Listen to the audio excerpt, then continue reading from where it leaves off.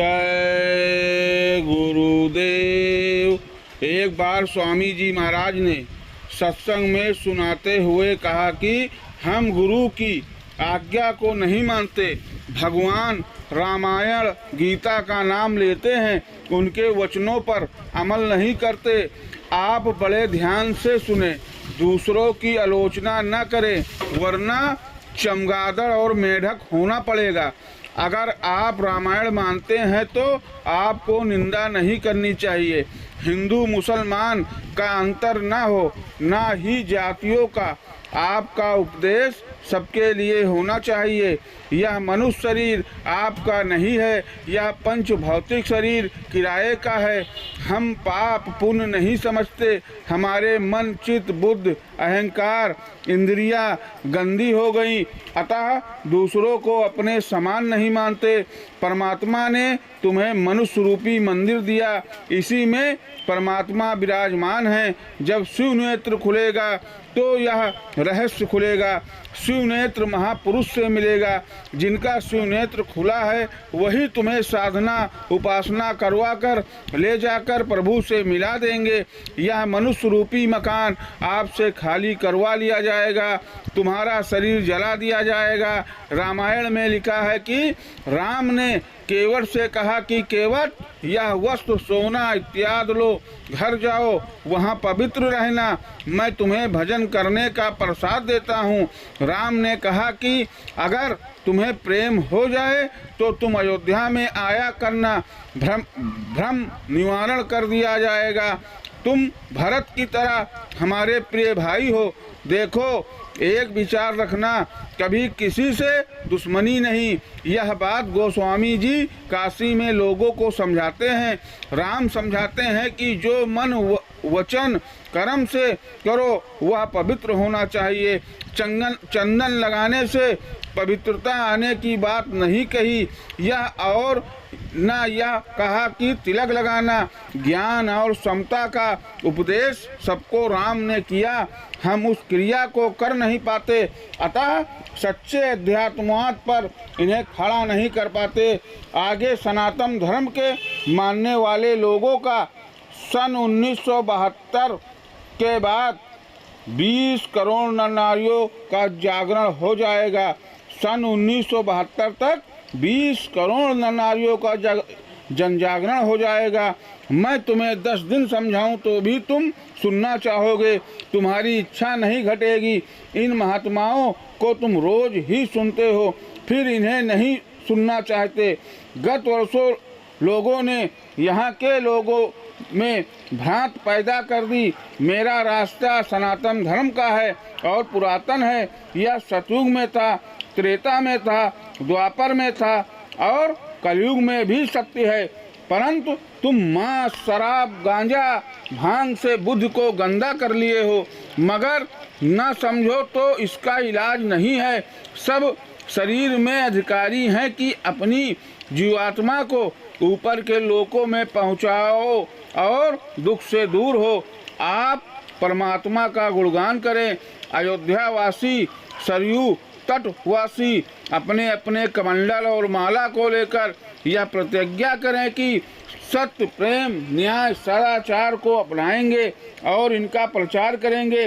विषमता को त्याग दें तथा हमारा पूरा सहयोग करें तो इस सारे देश का 5 वर्षों में सुधार कर देंगे। जो वक्त लगन के साथ हर वक्त इसी चरित्र उत्थान और सदाचार लाने के काम में लगा है, वह कुछ कर दिखाएगा। आप मांस, मछली, शराब, ताड़ी, गांजा, अफीम, चरस का प्रयोग छोड़ दें। आप निंदा करना छोड़ दें। जो 24 घंटे काम में लगा है उसका काम अवश्य होगा।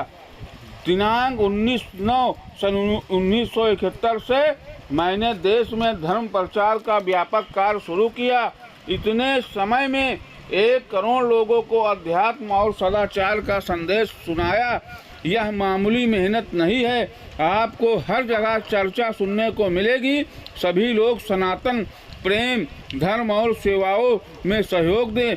इसी मंच पर गत वर्ष अयोध्या में तमाम महात्माओं ने कहा कि हम आपके साथ हैं। आप अपनी प्रतिज्ञा पर ध्यान रखें।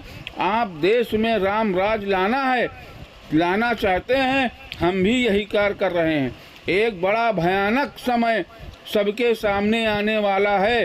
निंदा, मान, अहंकार, ईर्ष्या, द्वेष आदि करने वाले लोगों ने मेरी बात पर विचार नहीं किया।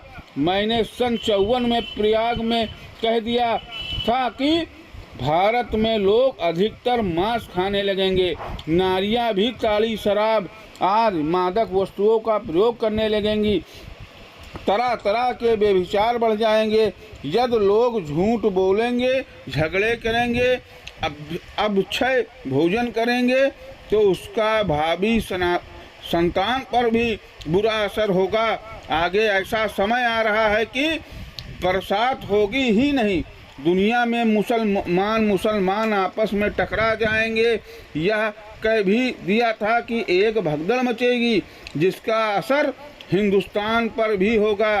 सन 72 तक 2 बैलों की जोड़ी निशान वाली कांग्रेस समाप्त हो जाएगी। यह सब स्वामी जी महाराज ने सन 1954 में ही बता दिया था। यह भी कहा था कि सुरक्षा परिषद भारत में आ जाएगी। गुरु शिष्य, पति पत्नी, माता पिता का जोड़ा है। अगर यह सनातन जोड़ा छूट गया तो विद्यार्थी अध्यापक ठीक से नहीं रहेंगे। धर्म कर्म दोनों छूट गए, उनके स्थान पर व्यभिचार, निंदा आदि का आतंक बढ़ गया, इसमें कीचड़ बढ़ गया। इस कीचड़ को खत्म करने के लिए इस जुलूस की जरूरत पड़ी। सारे देश के लोग धर्म कर्म छोड़कर गलीज गंदे कर्मों में फंस गए।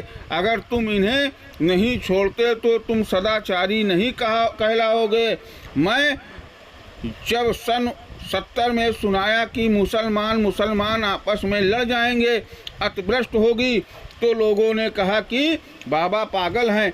मैं मांस मछली नहीं खाता, शराब, ताड़ी, गांजा, भांग, अफीम नहीं पीता, कोई अनैतिक कार्य, तोड़ फोड़, आंदोलन नहीं करता। मेरी बुद्धि मेरे पास है, तुम्हारी बुद्धि सड़ी है जो तुम्हारे साथ है।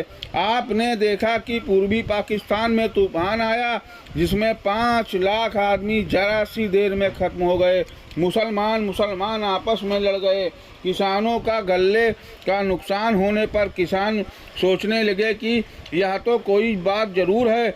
मैं आपको सुना रहा हूँ, आगे सारे विश्व में सूखा पड़ेगा, नदी नहरों तालाबों में पानी नहीं रह जाएगा, बिजली नहीं बन सकेगी, तमाम कारखाने बंद हो जाएंगे। यह सब आपके पाप कर्मों का फल होगा। जब नाले तालाब में पानी नहीं रह जाएगा तो आप मछली कहाँ से मारेंगे, आप मछली कहाँ से खाएंगे।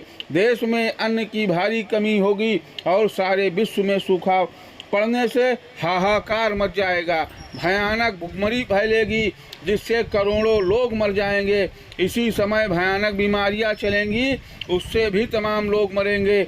आप मेरी बातों का मजाक मत करना, आपके संशय संदेह को मिटाया जाएगा। हमारी तरह देश में लाखों साधु हैं, आप सब श्रेष्ठ हैं, मैं छोटा हूँ, मेरा नाम उनके चरणों में है। जैसे हमारी जिम्मेदारी है वैसे आप लोगों के लिए भी जिम्मेदारी है।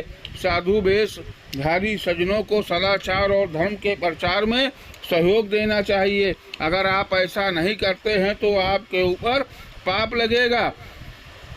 मैं धर्म कर्म की शिक्षा के साथ साथ कुछ समाज सुधार की बातें भी कर रहा हूँ। आगे देश का राष्ट्रपति शाकाहारी आंदोलन तोड़फोड़ हड़ताल से दूर होगा। जय गुरुदेव।